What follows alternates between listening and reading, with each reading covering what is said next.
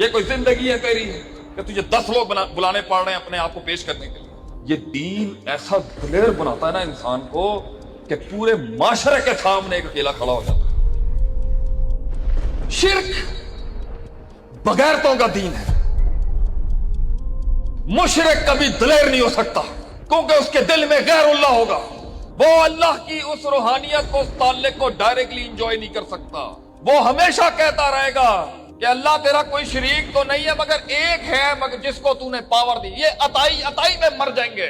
دین بناتا ہے آدمی کو بہادر کے، مار اس چھاتی پہ گولی کھڑے ہو کے، یا مار، چھوڑ عوام سے باہر نکل، ان خواص میں آ۔ دنیا آج نہیں مانتی تو کیا ہوا، آسمان والے تو سردار مانتے ہیں نا ان کو۔ کتنے ہی وہ تھے جن کو فالوورز نہیں ملے مگر آسمان والا مانتا تھا۔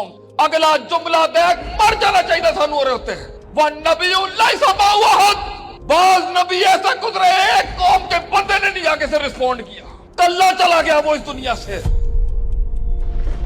پوری اصحاب الاخدود جلا دی یمن کے اندر دقیانوس نے، توحید والوں کو گڑوں میں ڈال ڈال کے زندہ جلا دیا دقیانوس نے۔